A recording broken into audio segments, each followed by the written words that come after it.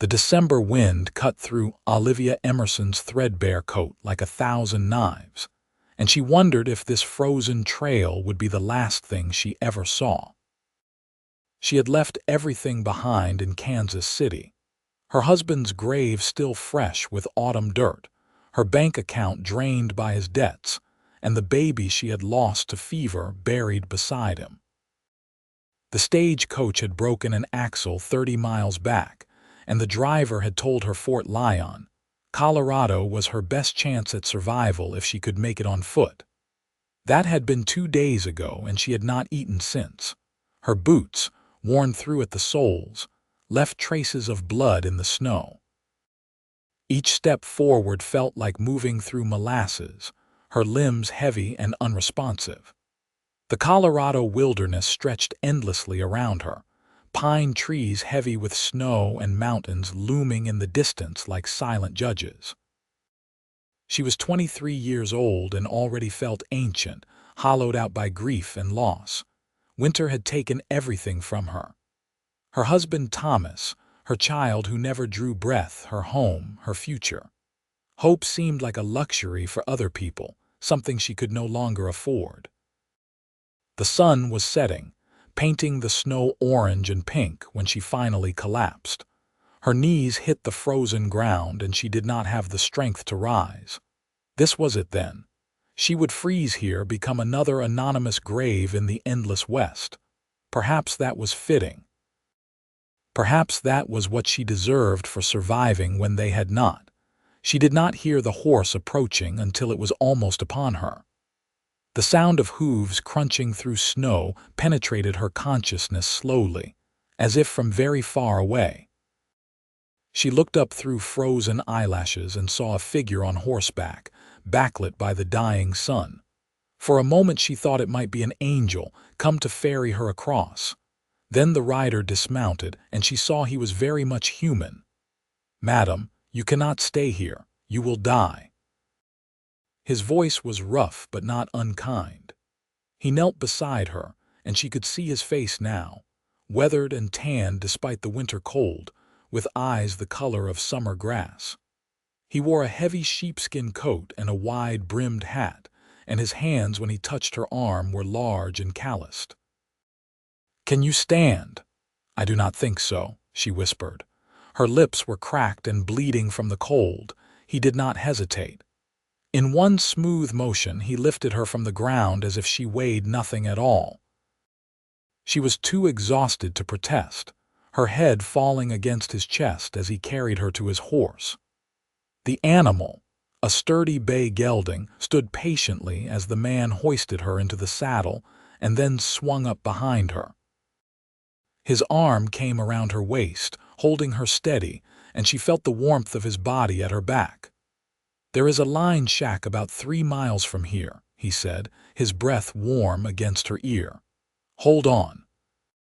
She tried to stay conscious, tried to remain upright, but the combination of his warmth and the gentle rocking of the horse conspired against her. Her eyes drifted closed, and she fell into darkness. When she woke, she was lying on a narrow cot covered in wool blankets, and a fire was crackling in a stone hearth. The room was small, barely more than a single chamber with rough wooden walls and a few pieces of simple furniture. A table, 2 chairs, some shelves with supplies. The warmth was almost painful after so long in the cold, and she gasped as sensation began returning to her fingers and toes. Easy now. The man was there, crouching beside the cot. He held a tin cup in his hands. "Drink this slowly. It is just broth, but your stomach will not handle much else right now." She struggled to sit up, and he helped her, propping her against the wall with surprising gentleness. She took the cup with shaking hands and sipped. The broth was hot and salty and tasted like the finest thing she had ever consumed. She wanted to gulp it down, but she followed his advice and drank slowly. "Thank you," she managed between sips. "You saved my life." He shrugged, settling back on his heels. "Could not leave you to freeze." "What were you doing out there alone?" "Walking to Fort Lyon. The stage broke down. His eyebrows rose. You walked from the stage road, that is near 30 miles. I did not have another choice. He studied her for a long moment, those green eyes taking in her threadbare dress, her worn boots now drying by the fire, the hollowness in her cheeks. You running from something or to something? Neither, she said quietly. Just running. He nodded as if he understood. Name is Ethan Wright. I work for the Triple Creek Ranch about 10 miles south of here. This is one of the line shacks where we stay when we are checking the cattle in winter. Olivia Emerson. She hesitated, then added, Widow, sorry for your loss. He stood and moved to the fire where a pot was hanging over the flames. I have some beans cooking. When you finish that broth, you should eat something more substantial. Then you need to sleep. Your feet are in bad shape, and you have the beginning of frostbite on your fingers. She looked down at her hands, noticing for the first time how white the tips of her fingers were. Fear spiked through her. Will I lose them? No, he said firmly. You got inside in time, but you need to warm up slowly and give them time to heal. He ladled beans into a bowl and brought it to her. Fort Lyon is another day's ride from here. What were you planning to do when you got there? Find work. Start over. It sounded pathetic even to her own ears. Ethan settled into one of the chairs, his long legs stretched out in front of him. What kind of work? Anything. I can cook, clean, mend. I worked in a boarding house before I married. He was quiet for a moment, watching her eat. The beans were simple but filling, and she felt strength beginning to return to her body. Fort Lyon is not a gentle town, he said finally. Especially not for a woman alone. The kind of work you will find there is not the kind you want.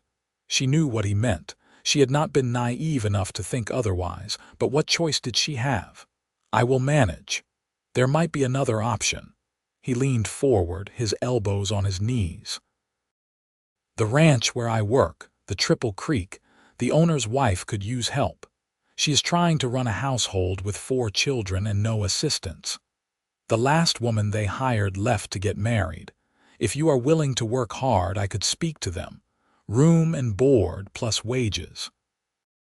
Olivia stared at him, afraid to believe it. Why would you do that for me? You do not know me. Because you were dying in the snow and I happened to find you. That means something. His expression was serious. And because I know what it is like to have nowhere to go. She wanted to ask what he meant, but the exhaustion was creeping back over her. Her eyelids felt heavy, and the warmth of the fire and the food in her belly were conspiring to pull her back into sleep. I would be grateful, she whispered. More grateful than you know. Sleep now. We will ride out at first light. It will take most of the day to reach the ranch. She lay back down on the cot, and he pulled the blankets up over her. The last thing she saw before sleep took her was Ethan settling into the chair by the fire, clearly intending to keep watch through the night. She woke once in the darkness to see him still there, silhouetted against the dying firelight. Something about his presence made her feel safe for the first time in months. Then sleep claimed her again, and she dreamed of warmth instead of cold, of beginnings instead of endings. Morning came with pale winter sunlight filtering through the single window. Ethan already had fresh coffee brewing and was frying bacon in a cast iron pan. The smell made her stomach growl audibly, and he glanced over with the ghost of a smile. How are you feeling? She sat up carefully, testing her limbs. Everything ached, but it was the honest ache of overtaxed muscles, not the dangerous numbness of frostbite. Her fingers tingled painfully, but she could move them. Better. Sore, but better. Good. Eat some breakfast and then we will get moving. I want to reach the ranch before nightfall. They ate in companionable silence, and then Ethan helped her to her feet. Her legs wobbled at first, but she managed to walk across the small room. He had apparently cleaned her boots as best he could and stuffed them with dry cloth to help them hold their shape. When she pulled them on, she winced at the pressure on her damaged feet, but she could walk. The horse was waiting outside, its breath steaming in the cold air. Ethan swung into the saddle first and then reached down to pull her up behind him. She hesitated for just a moment, suddenly aware of the intimacy of the arrangement, and then took his hand. His grip was firm and steady, and he lifted her as easily as he had the day before. "Hold on," he said, and she wrapped her arms around his waist. They rode through a landscape transformed by winter. Snow blanketed everything, broken only by the dark spires of pine trees and the occasional track of wildlife. The sky was a pale, washed-out blue, and their breath hung in clouds. Ethan rode with confidence, clearly at home in this frozen wilderness, and gradually Olivia felt herself relaxing against him. As the morning wore on, the sun climbed higher, and though the air remained bitterly cold, the light was brilliant. They followed what must have been a trail in warmer months, but was now barely distinguishable from the surrounding terrain. Ethan navigated by landmarks, a distinctive rock formation here, a lightning-struck tree there. "How long have you worked at Triple Creek?" she asked, more to fill the silence than from real curiosity. 5 years. Came here after the war. The great divide that had torn the country apart, ending just 11 years ago now in this year of 1876. Which side? Union. Rode with the cavalry in Missouri and Kansas. His voice was carefully neutral. Saw things I would rather forget. When it was over, I kept riding west until I could not hear the guns anymore. She understood that impulse, the need to outrun the past. My husband fought for the Union too. He came home with a cough that never went away. The doctor said it was from the camp conditions. It took him 3 years to die. That is a hard way to lose someone. Yes. She fell quiet, remembering Thomas in those final months, wasted and gray, coughing blood into rags. The doctor bills that had consumed all their savings. The baby she had carried, born too early and too small, who had lived for only 3 days. The fever that had swept through Kansas City that winter, taking her fragile infant before she had really known how to be a mother. "You lost more than just your husband," Ethan said quietly. It was not a question. "How did you know?" The way you said it, and the look in your eyes. She did not want to talk about it, so she changed the subject. "Tell me about the people at Triple Creek. What are they like?" He seemed to understand her need to move past the topic. "John Calloway owns the ranch. He is a fair man, honest. He came out here in '69 and built the place up from nothing. His wife Martha is from back east originally, Pennsylvania, I think. She is kind but no nonsense. They have 4 children. The oldest boy, Luke, is 14 and thinks he is already a man. Then there are twin girls, Sarah and Emma, who are 10. The youngest is a boy named Daniel, just turned 6. They are good kids, just energetic. And the ranch itself. About 3,000 acres, running mostly cattle with some horses. We have 6 full-time hands including me, and we hire on extra help during roundup and branding. It is a good operation. John treats his people fair and pays decent wages." They stopped once to rest the horse and eat some jerky and hardtack Ethan had brought. Olivia tried not to think about what would happen if the Calloways did not want to hire her. She had nowhere else to go, no other prospects. Everything rode on this chance that Ethan was giving her. As if reading her thoughts, he said, "They will hire you. Martha has been complaining for months about needing help, and you come with my recommendation, which carries weight. Why do you trust me? I could be anyone. A thief, a liar, anything." He looked at her directly, those green eyes steady. "Are you?" "No." "Then there is my answer. I am a good judge of character, and I do not think you are either of those things. I think you are someone who has been beaten down by life and is trying to find a way forward. Nothing wrong with that." They rode on as the sun began its descent toward the western mountains.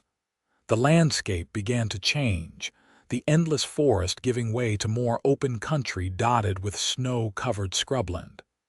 In the distance, Olivia saw the first sign of civilization, a fence line running along a ridge. "Triple Creek boundary," Ethan said. "We are almost there." Half an hour later they crested a rise, and she saw the ranch spread out below them in a protected valley. The main house was a solid two-story structure built of logs and stone, with smoke rising from two chimneys. Nearby stood a large barn, several corrals, and a handful of smaller outbuildings. Even in winter, it looked prosperous and well-maintained. As they rode down into the valley, a dog began barking, and a woman emerged from the house, shading her eyes against the sun. She was in her mid-30s, Olivia guessed, with dark hair pulled back in a practical bun and a dress covered by a heavy work apron. Ethan dismounted and then helped Olivia down. Her legs nearly buckled after the long ride, but she forced herself to stand straight. "Mrs. Calloway," Ethan said, touching the brim of his hat. "This is Mrs. Emerson. I found her on the trail yesterday, nearly frozen. She is looking for work, and I thought you might have need of her." Martha Calloway looked Olivia up and down with shrewd but not unkind eyes. "Come inside where it is warm. You look half dead, girl." The house was blissfully warm, with a large kitchen dominated by a massive iron stove. Martha gestured for Olivia to sit at the long wooden table and poured her a cup of coffee without asking if she wanted it. "Ethan does not usually bring home strays," Martha said, settling across from her. "Tell me about yourself." Olivia told her story as concisely as she could, leaving out some of the more painful details but being honest about her circumstances. Martha listened without interrupting, her expression thoughtful. "Can you cook for 8 to 10 people at a time?" "Yes, madam." "Can you manage children, not just feed them but teach them manners and their letters?" "I can. I was a teacher before I married, at least for a year." Martha's expression brightened slightly. "A teacher. That is even better. The children need proper schooling and I have not had the time to give it to them. My oldest can read well enough, but the others are falling behind." She paused, considering. "Room and board plus $15 a month to start. If you work out, we can discuss raising that after 3 months. You would have your own room off the kitchen, and you would take your meals with the family. You would help with cooking, cleaning, mending, and teaching the children. The work is hard, but I will not work you to death. 1 day off each week, which you can use as you please. Does that sound acceptable?" $15 a month was more than Olivia had dared hope for. "More than acceptable, madam. Thank you. Call me Martha. We are not formal here." She stood. "Let me show you your room. You look like you need to rest. We can start properly tomorrow." The room was small but clean, with a real bed, a washstand, and a chest of drawers. A window looked out onto the barn and corrals. To Olivia, who had expected to freeze to death in the snow just 2 days ago, it looked like paradise. "I will have one of the hands bring your things in," Martha said, then paused. "That is, do you have things?" "No," Olivia said quietly, "just what I am wearing." Martha's expression softened. "I will find you some clothes. We are about the same size. And I will have boots brought up from town next time someone goes in. For now, rest.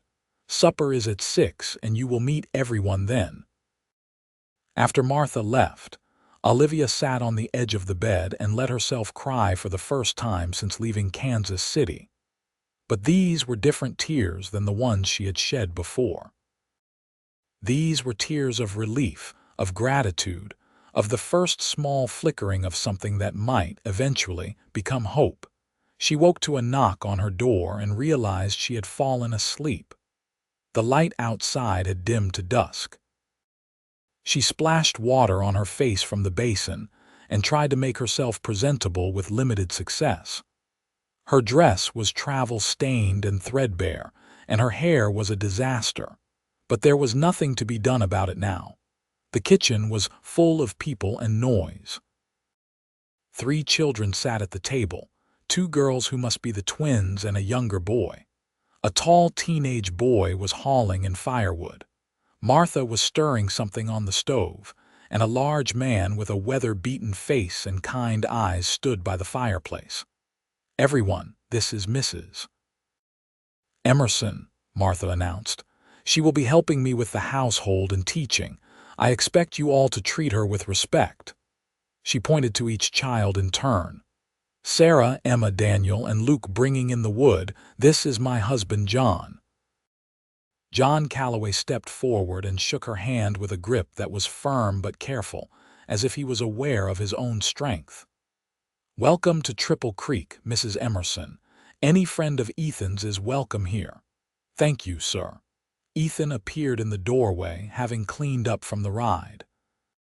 He had shed his heavy coat and hat, and she saw that his hair was dark brown and longer than was fashionable, curling slightly at his collar. He caught her eye and nodded before taking a seat at the far end of the table. Supper was a boisterous affair. The children chattered about their day. Martha and John discussed ranch business, and Olivia mostly listened, trying to get a sense of the family dynamics. The food was simple but plentiful, beef stew with fresh bread and canned peaches for dessert. She ate slowly, still not trusting her abused stomach with too much at once.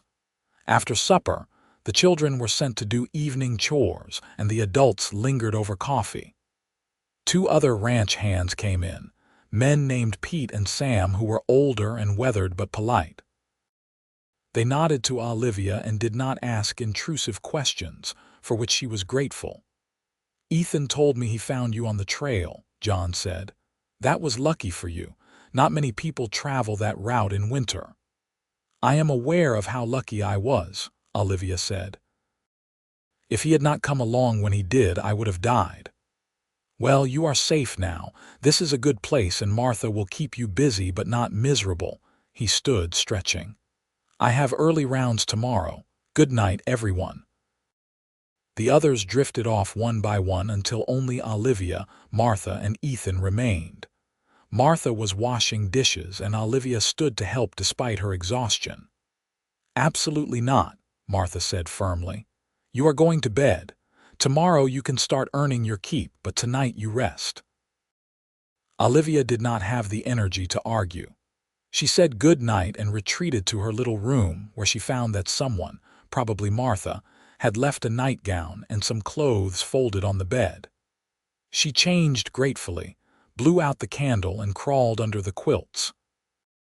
She expected to fall asleep immediately, but instead she lay awake, listening to the unfamiliar sounds of the house settling, the wind outside, distant voices. Her mind kept returning to Ethan, to his quiet competence and unexpected kindness. He had saved her life without expecting anything in return, had given her a chance at a new beginning. She owed him everything, and she barely knew him. Sleep finally came, and with it, no nightmares for the first time in months. The next days fell into a pattern. Olivia rose before dawn to help Martha prepare breakfast for the household. After the meal, the children had lessons in the front room while Martha and Olivia tackled the endless domestic work. Afternoons were for more lessons, mending, baking, and preparing supper. Evenings were quieter, with the family gathered around the fireplace. Ethan was often out working the cattle during the day, but he took his meals with the family and was always polite, always helpful. Olivia found herself watching for him, noticed when he came in cold from the outdoors, saw how patient he was with the children when they peppered him with questions about horses and cattle and life on the range. She did not understand this awareness of him, this consciousness of where he was in a room and what he was doing.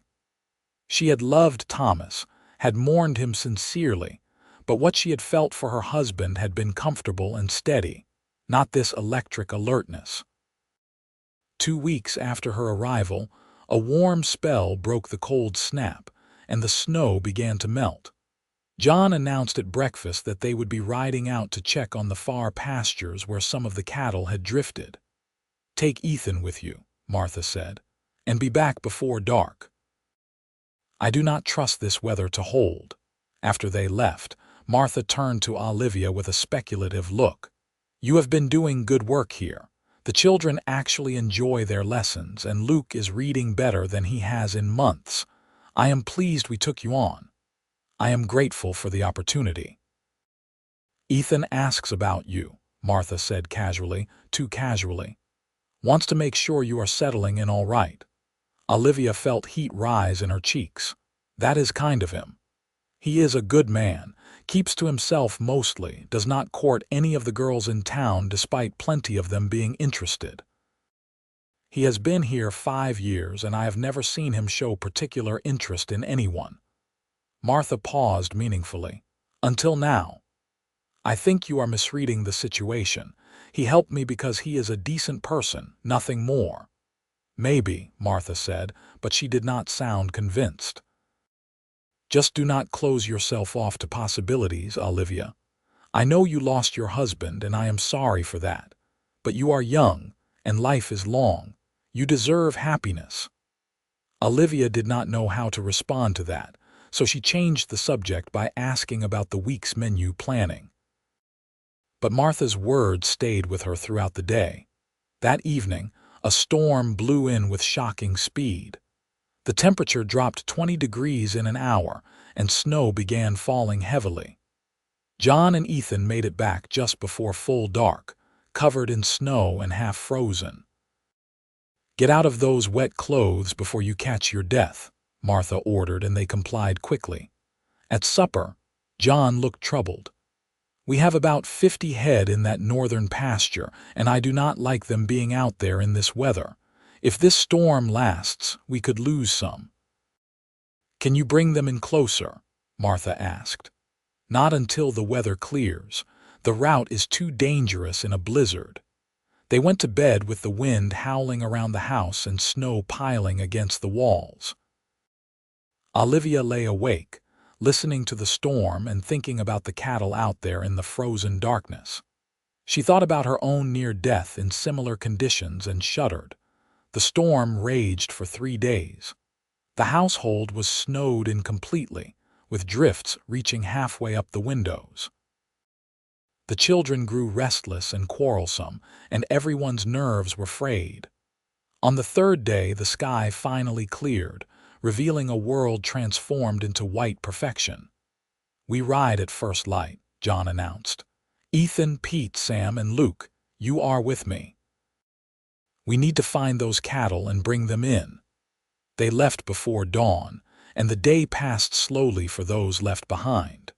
Martha tried to keep the house running normally, but Olivia could see her worry. By late afternoon, when the riders had not returned, that worry had become palpable fear. "They should be back by now," Martha said, pacing to the window for the 100th time. "Even if the cattle scattered, they should be back." Full dark fell and still no sign of them. Martha fed the twins and Daniel, sent them to bed, and then she and Olivia sat by the fire waiting. The clock ticked loudly in the silence. It was nearly midnight when they heard the sound of horses. Both women rushed to the door. In the moonlight, they could see the riders, but something was wrong. One of the horses was carrying 2 people. John dismounted quickly and helped Ethan down from the saddle. Even in the dim light, Olivia could see that Ethan was injured, his left arm hanging at an awkward angle, blood on his coat. "What happened?" Martha demanded. "Broke through some ice crossing a creek," John said grimly. "Horse went down and Ethan went with it. I think his arm is broken and he has a gash on his head. Pete and Sam are bringing the cattle in slow. Luke rode ahead to let you know we were coming. They got Ethan inside and laid him on the kitchen table." Martha brought lamps and hot water while Olivia helped remove his coat. His face was gray with pain, and the gash on his temple was still bleeding sluggishly. I need to set that arm, Martha said. John, hold him steady. Olivia, get me whiskey from the cabinet and some cloth for bandages. Olivia moved quickly, her hands steady despite her fear. She had nursed Thomas through his long illness, had learned to deal with blood and pain and suffering. This was different, though. This was immediate and acute, and it was Ethan. Martha cleaned the head wound first, stitching it with quick, practiced efficiency. Ethan bore it in silence, his jaw clenched so tight she could see the muscles jumping. Then came the arm.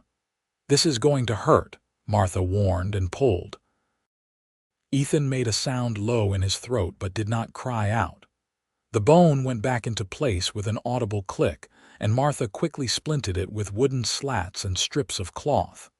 By the time she finished, Ethan was barely conscious, his skin clammy with shock. Get him to bed, Martha ordered. Not his own cabin, though. I want him in the house where we can watch him. Put him in the spare room upstairs. John and Olivia half-carried, half-dragged Ethan up the stairs and into a small bedroom. They got him onto the bed and under blankets, and John left to see to the returned horses. Olivia stayed, sitting in a chair by the bedside, unable to make herself leave. Martha came in with more blankets and some laudanum. He needs to sleep now. The pain will be worse tomorrow, but he will heal. Ethan is tough. I will sit with him, Olivia heard herself say. Martha looked at her for a long moment, then nodded. I will bring you coffee and some food. Call if he worsens. Through the night, Olivia kept vigil. She bathed Ethan's face with cool water when his fever rose, gave him sips of laudanum-laced water when he stirred in pain. Toward morning, he opened his eyes and looked at her with confusion. Olivia, I am here. You are safe. You broke your arm, but Martha said it. You need to rest. The cattle, all safe. Everyone is safe. Now sleep. He closed his eyes again, seemingly reassured, and she sat back in her chair. As dawn light began filtering through the window, she realized with startling clarity that she cared about this man. Not just gratitude for saving her life, but something deeper and more complicated. The thought terrified her.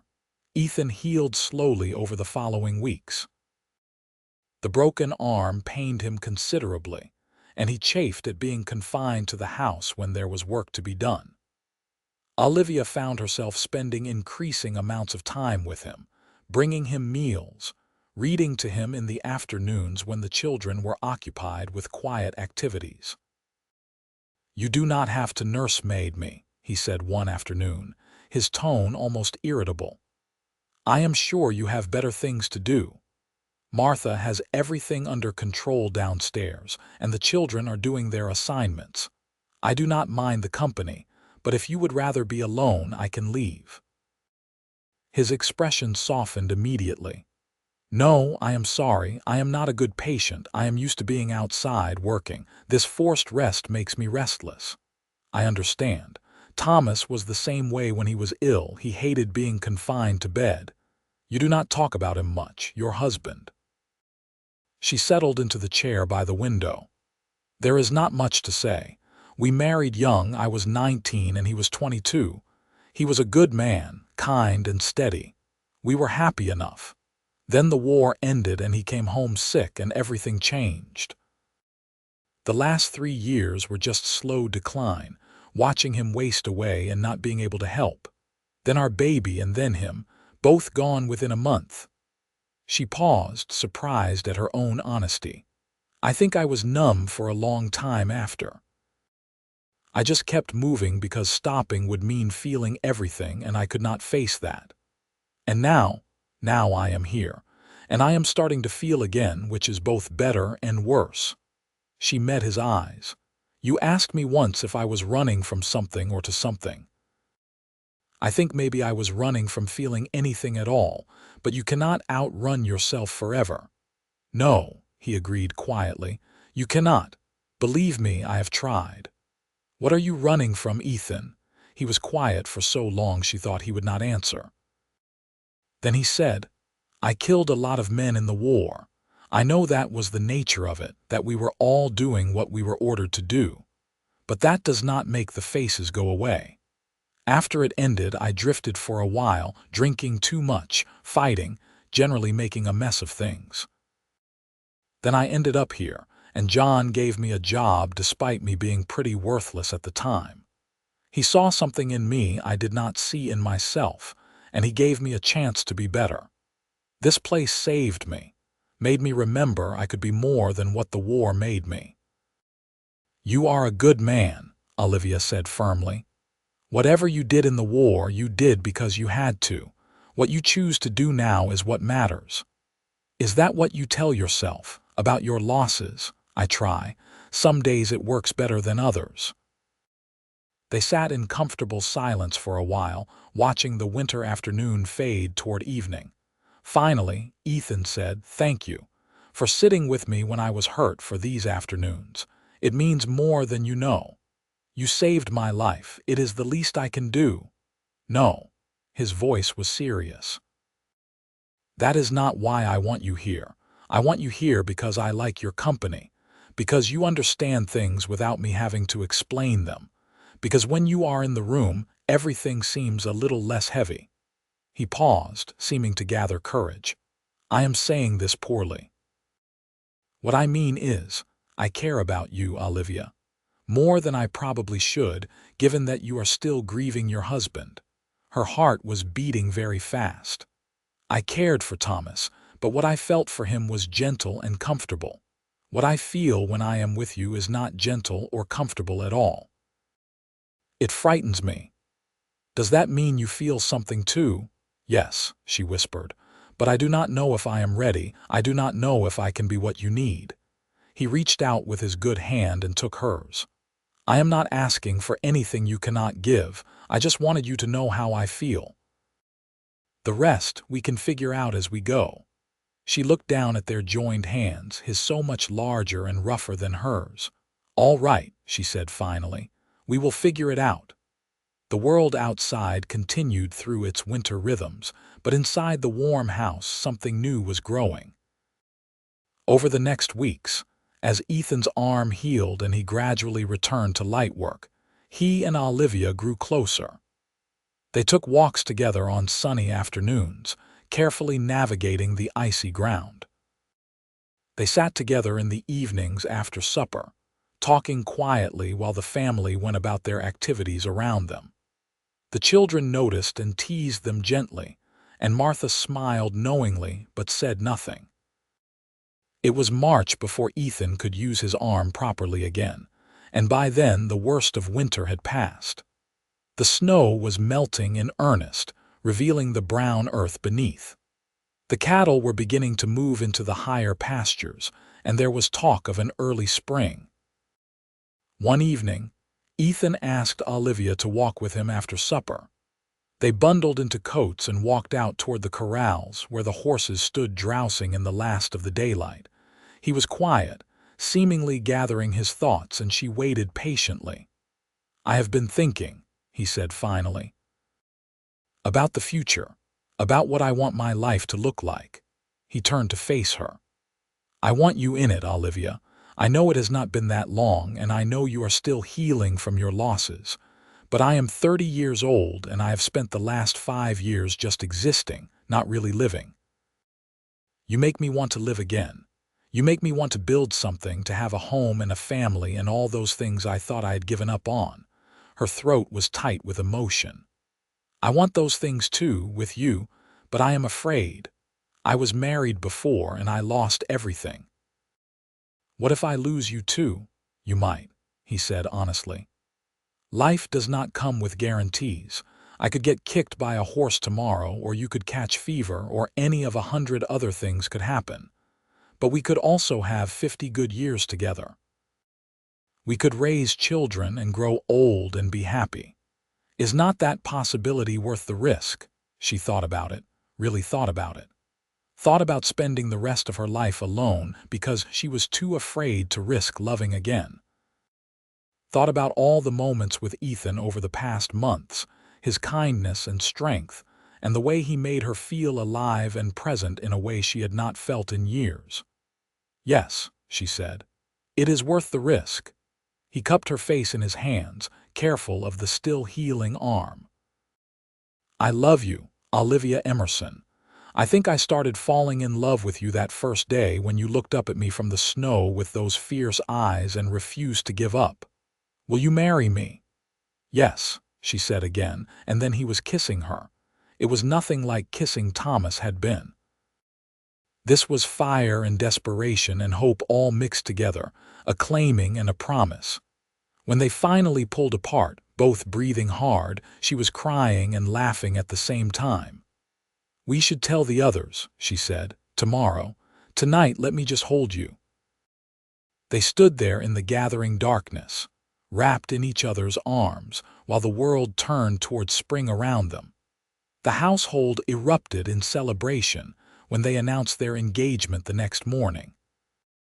Martha hugged them both fiercely, the children cheered, and John produced a bottle of good whiskey he had been saving for a special occasion. Even the other ranch hands came in to offer congratulations and good-natured ribbing. "When is the wedding?" Martha wanted to know immediately. Ethan looked at Olivia. "Soon, if you are willing. I do not see any reason to wait." "Soon," she agreed. They settled on April, giving them enough time to make basic preparations, but not so long that the waiting would be unbearable. Martha threw herself into planning with enthusiasm, and Olivia found herself caught up in the happy chaos. There would be no elaborate ceremony, just a simple service in Fort Lyon with the ranch family and some of the townspeople in attendance. John took Ethan aside one evening. "You know she will have to give up her position here once you marry. Martha cannot have a married woman as household help. It would not be proper." "I know. I have been thinking about that. There is that parcel of land adjacent to the ranch, about 100 acres along the creek. You mentioned once that you might be willing to sell it." John's eyebrows rose. "You want to buy land?" "I have 5 years of wages saved, and I am a hard worker. I could make a go of it with a small herd, maybe some horses. I would still help with roundup and other big jobs, but I would be working my own place." "That is ambitious." "I have something to be ambitious for now. I have a reason to build something that lasts." John studied him for a moment, then stuck out his hand. "All right. We will work out the details, but the land is yours. You are a good man, Ethan Wright, and you deserve a chance to make your own way." The month passed in a blur of activity. Ethan and some of the other hands began building a small cabin on his new land, working in every spare moment. It would not be fancy, just 2 rooms to start with, but it would be theirs. Olivia helped Martha sew her a wedding dress from fabric ordered from town, simple blue calico that brought out her eyes. Spring arrived in earnest, the world greening, and the creeks running high with snowmelt. The cattle spread out across the range, and new calves appeared daily, wobbling on uncertain legs. It was a time of renewal, of life returning after the long winter, and Olivia felt that renewal in her own heart. The night before the wedding, Martha sat with her in her little room off the kitchen. "Are you nervous?" "A little. Not about marrying Ethan, but about being a wife again, about trying to build a life when I know how quickly it can all be taken away." "That fear never fully goes away," Martha said gently. "I worry about John every day, about the children. But if you let fear rule you, you end up not living at all. You just exist. Ethan is a good man and he loves you deeply. That is more than a lot of people ever get. Hold on to it with both hands and do not waste a moment of it. I will try." "That is all any of us can do." Martha hugged her. "I am glad you came here, Olivia. I am glad Ethan found you that day. You have both been good for each other."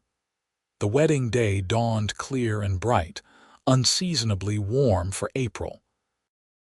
They rode into Fort Lyon in the ranch wagon, Olivia wearing her new dress and a wreath of early wildflowers Martha had woven for her hair. Ethan wore his best clothes, his dark hair neatly trimmed and his face clean-shaven. The ceremony was held in the small church at the edge of town, conducted by a circuit preacher who came through once a month. The pews were full of ranch families and townspeople who had come to witness the union. Olivia's hands shook as she stood beside Ethan, but when he took her hand and spoke his vows, his voice was steady and sure.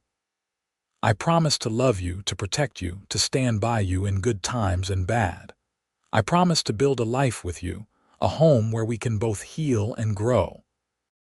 I promise to be worthy of the trust you are placing in me." Her own vows were simpler but no less heartfelt. "I promise to love you with all that I am. I promise to be your partner in all things. I promise to choose hope over fear, life over mere existence.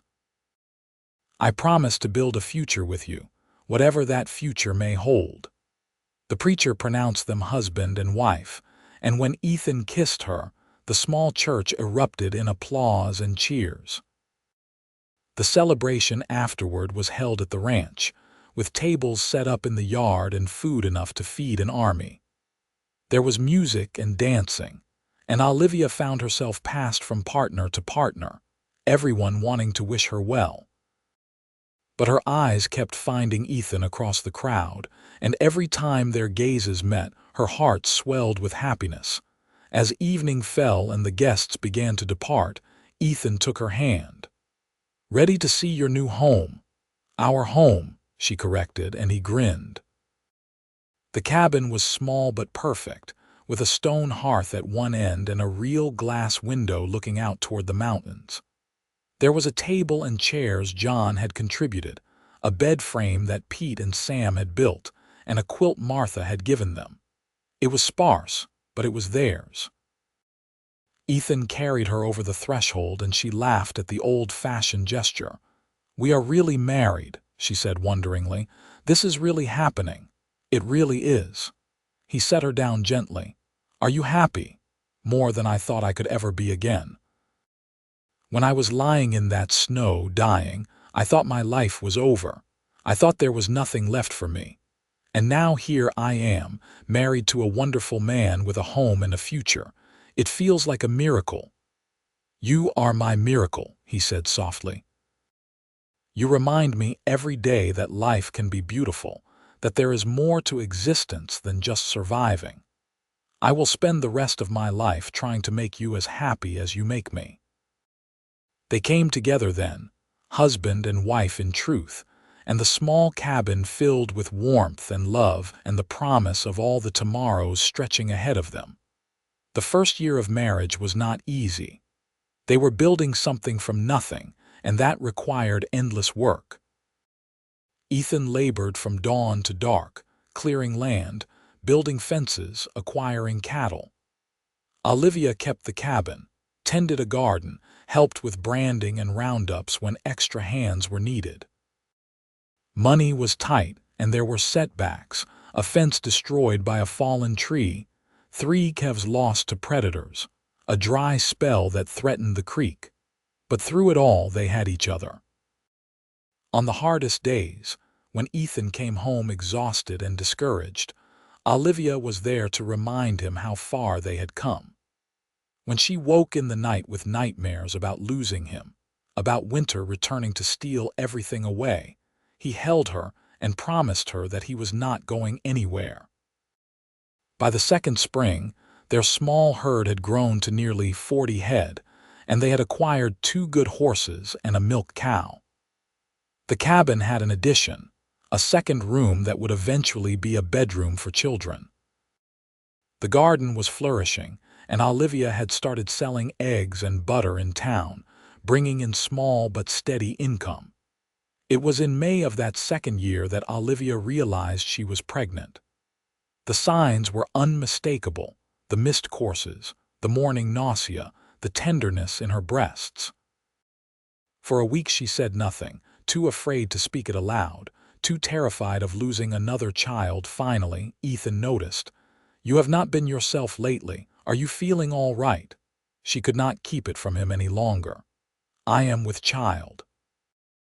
His face went through a series of expressions: shock, joy, then concern as he saw her fear. "That is wonderful news, is it not? I lost a baby before," she said, the words spilling out. "My son, he was born too early and he lived for only 3 days. What if it happens again? What if I cannot carry to term? What if something goes wrong?" Ethan pulled her into his arms. "Then we will face it together." "But Olivia, you cannot live in fear of what might happen. This baby is a gift, a blessing. We have to believe that everything will be all right." "I am so afraid," she whispered against his chest. "I know. But I am here and I am not going anywhere. We will get through this together, no matter what happens." The pregnancy progressed normally through the summer and into fall. Olivia was sick in the mornings but otherwise healthy, and gradually her fear began to ease.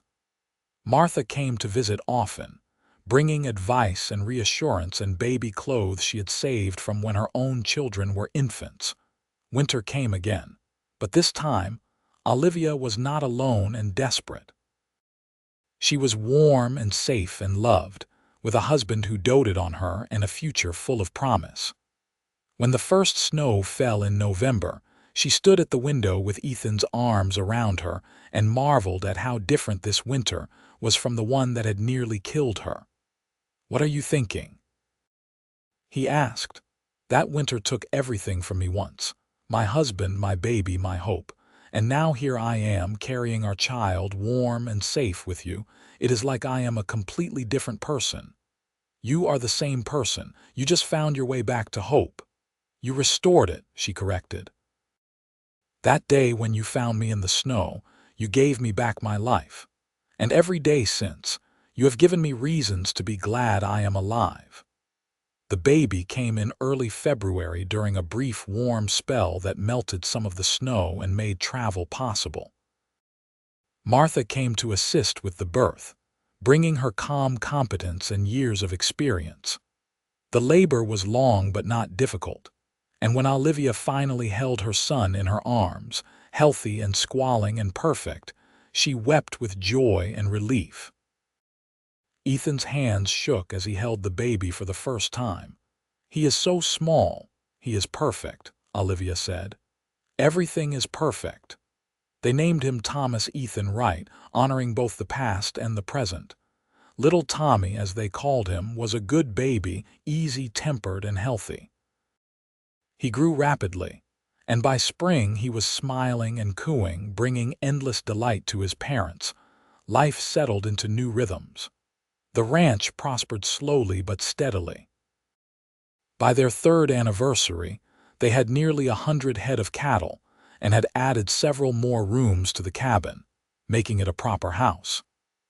Ethan had developed a reputation as a skilled horseman, and people began coming to him to break and train their animals, bringing in additional income.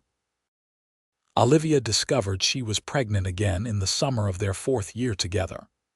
This time there was less fear, more joy. Their daughter was born the following spring, a tiny dark-haired girl they named Martha Rose, after the woman who had given Olivia her first chance at a new life.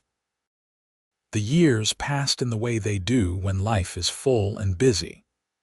Tommy grew into a sturdy boy who followed his father everywhere, learning to ride and rope and work cattle.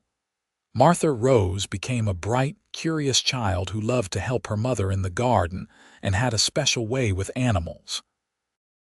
A 3rd child arrived, another boy they named Samuel, who had his mother's eyes and his father's stubborn determination. Through it all, Olivia and Ethan's love deepened and matured. The passion of their early days remained, but it was joined by something richer and more lasting: the deep companionship of 2 people who had weathered storms together and come out stronger. They knew each other's scars, both visible and invisible, and loved each other not despite those scars but because of the strength it took to survive them. On their 10th anniversary, Ethan surprised her by taking her back to the line shack where he had first brought her after finding her in the snow. The place was much the same, still maintained as a shelter for ranch hands, but the memories it held made it sacred ground. They stood together looking out at the landscape where he had found her, where she had been ready to die. "Sometimes I still cannot believe how much my life has changed," Olivia said. "How one moment, one choice can alter everything." "I think about that day too," Ethan admitted. "What if I had ridden a different trail? What if I had passed by an hour earlier or later? We would never have found each other. But you did ride that trail at exactly the right moment. Maybe that was fate or divine providence or just extraordinary luck. Whatever it was, I am grateful for it every single day."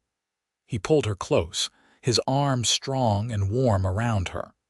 "That winter nearly broke both of us. You were literally dying in the snow, and I was just going through the motions of living without really feeling anything. But we found each other, and we found our way back to hope and life and love. You restored my hope," she said. "By the fire in this shack, and in every moment since, you taught me that it is possible to survive terrible loss and still build something beautiful." "We taught each other," he corrected. "I was as lost as you were, just in a different way. We saved each other, Olivia." They made love that night in the line shack, in the place where their story began, with a tenderness and passion undimmed by the years. And afterward, lying in each other's arms before the fire, Olivia thought about the girl she had been, broken and hopeless, stumbling through the snow toward what she thought was certain death. That girl could never have imagined this future, could never have believed that joy and love and family were still possible for her, but they were possible. They were real. And she had spent a decade building that reality with the man beside her, the man who had seen her at her absolute lowest and had chosen to help, to care, to eventually love. Ethan had not just saved her life that frozen day. He had given her back her reason for living. The years continued to unfold. Tommy grew tall and capable, taking on more responsibility on the ranch. He had his father's way with animals and his mother's kind heart.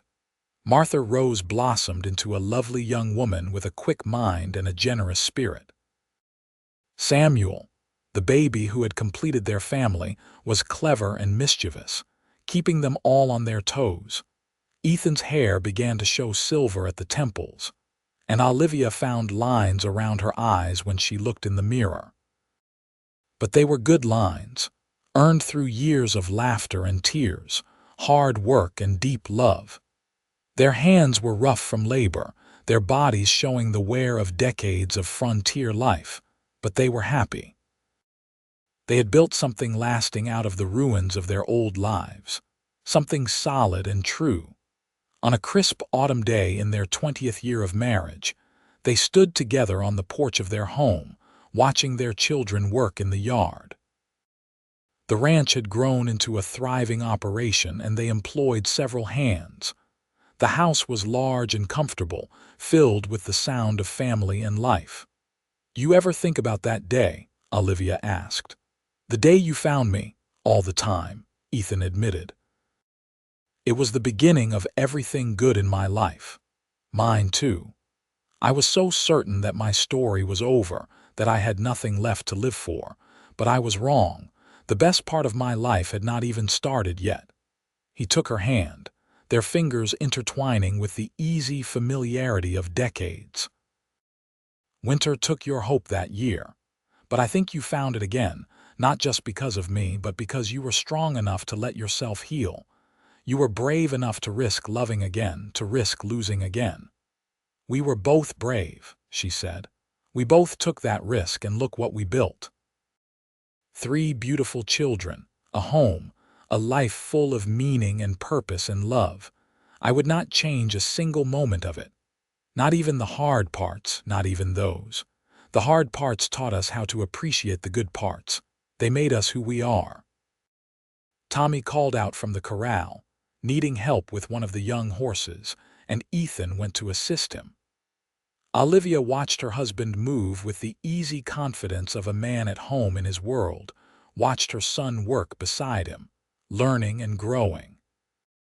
Martha Rose was in the garden with little Samuel, teaching him the names of the plants. The scene was so ordinary, so peaceful, and yet to Olivia it was everything. She thought about the woman she had been, walking through the frozen wasteland, ready to surrender to the cold. That woman could never have envisioned this life, this abundance of love and purpose. But she had survived long enough to meet the man who would change everything, and together they had created something beautiful from the ashes of their old lives. Winter had taken her hope, yes. But spring had brought it back, and summer had allowed it to flourish, and autumn had brought the harvest of a life well lived. And through all the seasons, Ethan had been beside her, her partner, her love, her home. The sun was setting over the mountains, painting the sky in shades of gold and crimson. Ethan returned to the porch and slipped his arm around her waist, pulling her close. They stood together in comfortable silence, watching their world settle into evening, and Olivia felt a profound sense of peace. This was happiness, she thought. Not the absence of hardship or sorrow, but the presence of love strong enough to weather any storm. This was hope, not the naive belief that nothing bad would ever happen, but the hard-won certainty that they could face whatever came together. "I love you," she said, the words as true now as they had been 20 years ago, as they would be 20 years hence. "I love you too," Ethan replied and kissed her temple. "Always have, always will." As darkness fell and stars began to appear in the vast Colorado sky, they went inside to their warm home, to their children, to the life they had built together. Outside, winter was coming again, the air growing cold, the days growing short. But inside there was light and warmth and love, and Olivia had no fear of the cold anymore. She had learned that spring always followed winter, that hope could be restored, that love was worth the risk. Ethan had taught her that by the fire in a lined shack on the coldest night of her life, and she had spent 2 decades proving it true. And she would spend however many years remained proving it again and again, living fully and loving deeply, grateful for every moment of the beautiful life they had created from that chance meeting in the snow. The story that had begun with desperation and near death had become a tale of triumph and enduring love. Winter had taken her hope, but a cowboy had restored it by the fire, and together they had built a life that honored both their past sorrows and their present joys. In the end, that was all anyone could hope for, to survive the winters and celebrate the springs, to love deeply despite the risk of loss, to find someone who would stand beside you through all the seasons of life. And Olivia Emerson Wright, once lost and hopeless in the frozen wilderness, had found all of that and more in the arms of Ethan Wright, the cowboy who had saved her life and taught her heart to hope again.